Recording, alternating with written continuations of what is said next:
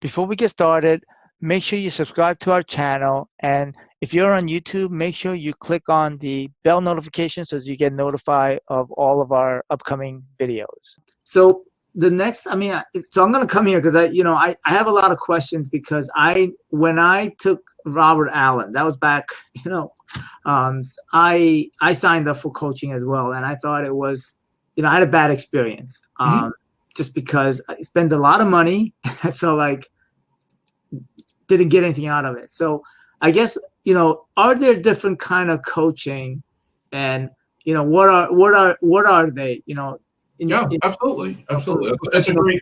It's a great question, especially in the real estate space, because they're like the word coach encapsulates a lot of different of what people do. Gotcha. So there are, I would say probably the different types of coaching. One are like mentors, they're mentors / coaches. And then they're also, like coaches of a system. And then there are people like me that are sort of way out on the left or right side, wherever side you want to say that, I work with people who like, they don't need a system. Like they want to create the system that they're looking to. Most of the people that I work with are extreme visionaries, right? So they're looking for someone that's going to help them create the system that works specifically for them and then hold them accountable to that. And in fact, actually create the system that's going to work for them in the future for the thing that they're building and then hold them accountable to that. Whereas the coaches that typically train a system are basically coaches and trainers of a system. Like there's a way to do something and you decided that you want to use their way to do it. And so you hire them as a coach to use their system. A lot of people that sell mentorship programs are basically people who they did it one way and now they're training you to do it the way that they did it. So there are neither of these are better than the other. It really just depends on what you need. I know you said a lot of the people listening are, different places in their experience in being a real estate investor. Like some of the people who are newer probably need, the mentor coaches or, coaches that are training a system because they just need to go in and learn the steps of how to do it. The people that I work with, like they know steps or whatever and stuff like that. Like they're just looking to build the next step of what they want to do and how they want to do it. And so they would hire someone like me to help them create it and then hold them accountable to what they've created. Oh, I see. Gotcha. Okay. Yeah. And actually, so if you don't mind, we can talk about pros and cons of. That'd be great. Yeah.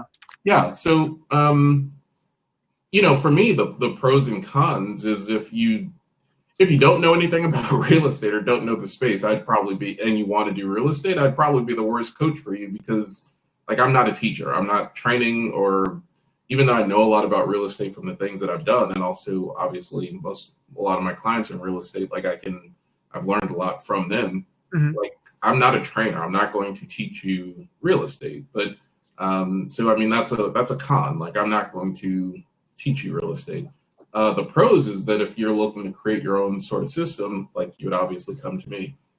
The pros and cons of the other types of teachers is, if they're teaching a system or teaching you the way that they did it, and you're like super creative and want to do it your own way and stuff like that, it's like those are the wrong people for you because they're there to teach you a system. Like you signed a contract with them for them to teach you their system. So if you go there and fight with their system, like you're basically like, it's not that their program is bad. Like they told you what they were going to do and they're doing it. They're teaching you their system. Right. So, but their programs work really well for people who are willing to follow, for people who need to know a system and need to learn and follow the system. Their programs are obviously what you need. So, that's sort of the spectrum of coaching. And then there are some people who, sort of dabble in each of it, where they've done it so they can train, but also, work with people to create their own stuff. So it really is up to, I don't know. I understand how some people get involved in some high pressure coaching situations where people are like, you must buy this coaching program or whatever. And it's like, that was very prevalent back in like, in my area, I guess, and, literally like, people like rushing to the back of the room. Right. Yeah, no, for sure. And it still happens. And I mean, unfortunately, it still happens. Well, I shouldn't say unfortunately, because I mean, it works for some groups and some people, but right. Like just because you're in one of those rooms and you see everyone else running to the back of the room, like it may not mean that you're like, this is the right coach for you. Like if you're just starting and you're in a room where I'm speaking and everyone's running back to the room to like sign up with me, and you're just starting and you want to learn more about real estate, like don't run to the back of the room. Like I'm the wrong coach for you. Yeah. No, like what I'm offering is not what you need. So I think people, anywhere along the spectrum, whether they're starting or advanced and just trying to take their business to the next level, obviously need to choose the coach, the coach and coaching program or tool or whatever that's going to work for them. Yeah, and I see, and from my point of view, I see a lot of people. They just go from one program to another and not actually implement and using and implementing the what they have. Yeah, well, and a lot of those people don't. A lot of those people are afraid to talk to me because they know that it's my job basically to reflect a lot of the things that people are doing, like in the type of coaching that I do. And a lot of those people are afraid to talk to me because the thing for me to reflect is what you just said, is that, hey, look, you seem to be addicted to going to coaching programs and not doing anything. Right. Like, do you want to have a conversation about that? Because, like, not that it's a problem. It's just not what you said. Like, if you were honest and went around telling everybody, like, oh, I'm a coaching addict. I just like to go to coaching programs and I'm addicted to coaching programs. Like, that's fine. But no, you're going around telling people that you're a real estate investor and that you're busy doing real estate. And it's like, no, that's a lie. You're lying. You are addicted to going to coaching programs and spending money to be in programs so that you can feel good about yourself because you think you're doing something. But like the thing that you're doing is going to coaching programs. Or going to constantly different meetings and not actually implementing and doing things. So, yeah. So, which is cool. I don't want to make that wrong, but then just be honest about it. Just go around and tell people that, no, I'm addicted to going to meetings for no reason. Right. So I guess, one of the things the reason I brought you here was because I wanted to, share with the community maybe some things that, actionable things that maybe people that are watching this can, whether they're new or they've been in this business for a while and they're trying to grow it or scale it or go full time. And that's really the theme of this interview is how do you get to, how do you change? What do you need to do or change to become and make a change so that you can do this full time? Because I know a lot of people are hustling to do this side, on the side, and they're doing things. And so, do you have any, from your perspective as a coach, and do you have any, maybe top 3, top 5 things that you think can help? Yeah, honesty, and honesty. All right, we're done. Yeah, well, I mean, really, I think just be honest with yourself and surround yourself with the team that's going to be honest with you. And, if you're working on like I said, if you need me as a life coach, like work with someone who's going to be honest with you. Right. I see a lot of people get in traps where they're being dishonest about their current life, and then they get involved in real estate.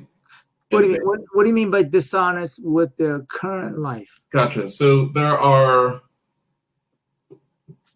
what I've seen in real estate a lot is people who haven't figured out their life, and then they get sold that, and they're not being honest about that, right? Like it's not a big thing. Like I haven't figured out, most of my life either, but like they haven't figured out their life, and then they hear an infomercial about how real estate is going to fix everything for them, or money is going to fix everything for them.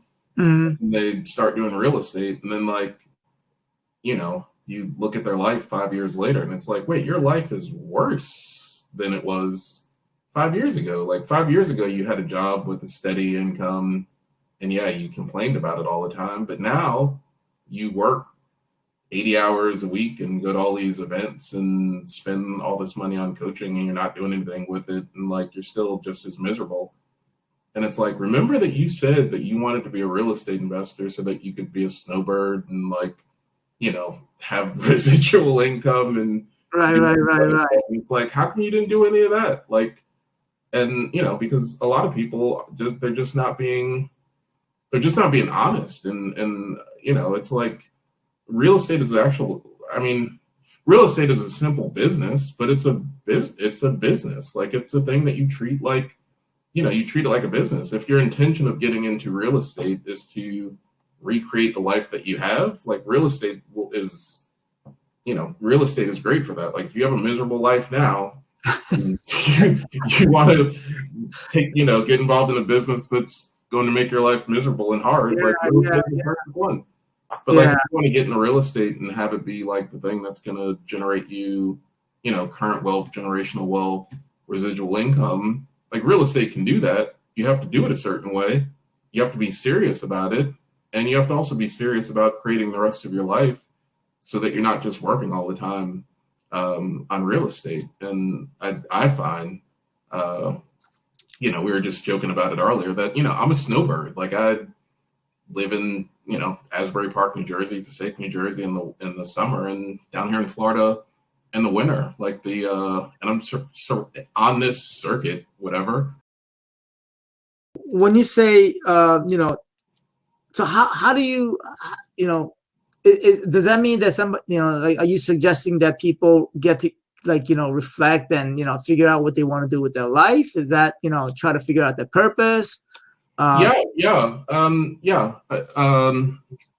sorry. Yeah. So figuring out, you know, in the honesty part of it is,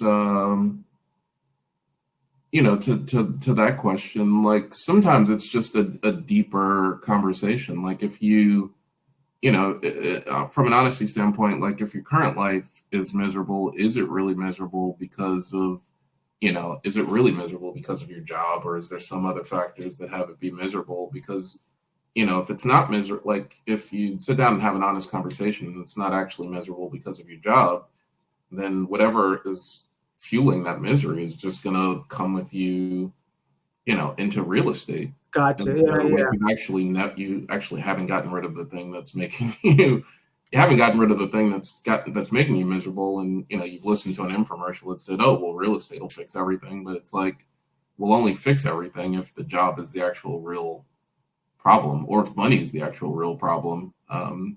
Like I see people, yeah, and you probably see them too, or know some of the people that I'm talking about, where they got into real estate, they made more money, they're actually successful in real estate, and their life is worse because they like it didn't solve any of their problems, and they're still like, who knows what they're like, you know, I mean, I probably know what I'm doing because I like read people constantly, but I'm like, yeah, what are you working so hard? Like, what are you doing? You know? Right. And they're like, well, because one day I want to be a snowbird and like live in Florida or do that. And it's like, wait, I'm pretty sure I make about 1/20th of what you make, and I do that every year. So, you know, what's the thing? Right. So is that what they call it, snowbird, when people like live up here in the summer and then live down there during winter? Yeah, snowbirding. I get, gotcha. Snowbirding. So we're hated in both places. People up north hate us, and people down here hate us too. I bet, like, you know, I bet you during the wintertime, like down there, it's like, where are all these people coming from? No, they know. It's from New Jersey and New York. In fact, the deli that I go to down here most of the time it's filled with people from New York. Are they really? Yeah. Oh, interesting. So I guess to I don't I guess for somebody, do you see this as a struggle for like new people, or is it more you see? Well, I guess most of the people that you coach are people that are probably, would you say seasoned investors, or would Now, definitely now. I mean, my I wouldn't say that my business has graduated to that, but yeah, right now my business is more focused on people further along the line. Okay. But I have worked with newer investors in the past, and yeah, um, it's really on both sides. I mean, the thing one of just to I guess how it shows up in some of the more seasoned people is that there takes a certain amount of rigor, doing things on your own, like finding out a way to get stuff done to like start in the business, to get started. And so a lot of the people that I've worked with, like, they basically like dragged the business by the horns to get it to the point where it is now. Right, Uh, right. and the issue that they're running into now is to get it to the next level. All the things that they did, not all the things, but most all of the things that they did to get the business to this point is no longer going to help them going forward, because now they basically need to be visionaries, managers, accountability partners, talent evaluators, like things like that, right? Like that's their job from Right, now right. on. And whenever they get involved the way that they used to get involved, it actually becomes an issue because like now they have employees to do that stuff who really need them to like let them do the work. And the only thing that they need from, typically the person who's my client is like, dude, just give us the vision, tell us what to do, and we're going to go do that. And like, you don't do it because every time you do it, then we're not doing it, and you're out here getting in the way. Yeah. But That that from the past, the person is used to getting in the way, and so it's like, I work with most of my clients on getting them to, dude, hire the right people, trust them, go on vacation, get out of their way, yeah. hold them accountable. Yeah. It's funny that you mention it, because I think, it's kind of something similar to that's what's going on in my situation right now, which I'm growing, and I feel like sometimes I'm the bottleneck in the business. And so it's what you're saying is so true. But Yeah. I guess let's before we end this call, before we end this webinar interview, for a new investor, I guess, what do you think is the most the I guess from a mindset perspective, and I think from coaching perspective, it's you said it before, mindset. What do you think is, what do they need to really change, or Yeah. be honest with? I think I'm sorry for cutting you off, and let me know if I'm not answering the question. And I think it kind of goes back to the honesty thing, but more an honesty thing from what is it that you're trying to create. I think people need to get really honest with what is it that they're trying to create, because a lot of people get into real estate and then they get into it and then they see what other people are doing, or like what the new strategy is and all this other stuff. And it's like, no, like, what are you trying to create? Because like people may get involved and maybe they just want $400 extra income a month and they're happy. Like they're happy with their life. They just want $400 extra income a month. It's like, not that that's easy to do in real estate, but it's like, it's doable. And so, you get in, you do that, you make it simple, and you get out, and now you have an extra $400 a month. Or people who want to make it their full-time job, but the reason why they want to make it their full-time job is so that they have freedom and different things like that. And it's like, okay, then you need to structure it so that, again, like we talked about, like structure it to the point where at a certain point you can get out of the business so that you have that freedom that you're talking about. Because other than that, you're just going to recreate the job or business that you had. So I would tell people just to be super honest about what they want to get from real estate. The other thing is, what do they want to give to real estate? Because I think so many people come in and want to do the whole thing. And like I tell people all the time, I'm like, look, I do more real estate than like most people you know. And the truth is, I really don't do any real estate, but I do the one small part of real estate that I'm really good at, which is coaching people, you know. And some of my clients do the one thing that they're really good at, hard money lending. That's the one thing they're really good at. That's what they do. Right. Kitchen cabinets, like that's the thing they're really good at. That's what they do. You know, like wholesaling. That's the thing they're really good at. That's what they do. And it's like you can probably, like, if you're looking to build a business in this, like, you don't have to do the whole thing. Like, you can just do the part that you're really good at, that you're going to enjoy doing, and build a life from that. Like, I love going to conferences about industries that I don't know anything about, or I shouldn't say that I don't know anything about, but I have like some sort of preconceived notion. Mm-hmm. And the interesting thing is, like, no matter what business or industry it is, it's all the same. It's just, they're just businesses. Like, people either have a service that they're trying to sell or a product that they're trying to sell, and then a whole bunch of people in the middle who are basically just doing arbitrage, trying to find it low and sell it high, or provide services in the industry. Like, they all end up being the same thing. And so, you know, like, don't overcomplicate another point that I would say is, don't overcomplicate real estate. It's just an industry like any others, and like all industries, like, there's a whole bunch of different places where you can get involved and make a great living, but realize that it's a job and a business. Right. If that's what you want to do. Yeah, that's good. I have another point too. Mm-hmm. Sorry for interrupting, but that's all right. Go ahead now. In the real estate investment circles, people make being an employee like the worst thing in the world. Like, you must leave your job and go. Real estate will, like, not even just real estate. I think, you know, it's this whole about, you know, being your own boss, you know? Yeah, dude. Being your own boss is terrible.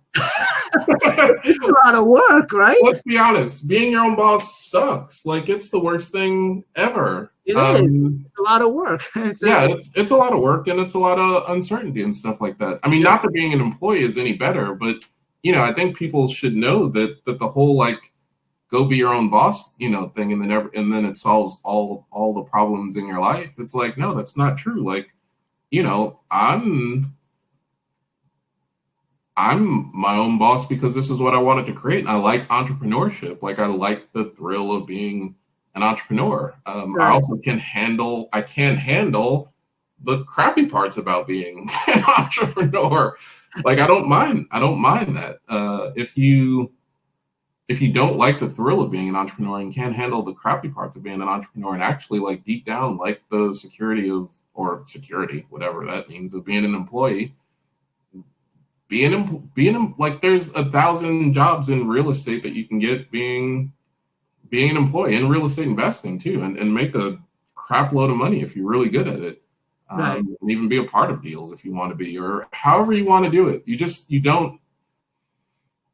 So many people come, like, I'll do a free session or whatever in the beginning with people who, like, they tell me about their life, and I'm like, wow, you're really good at this one part of real estate and really bad at the rest of it. And they're like, oh, I know, but I want to do deals and I want to do the whole thing.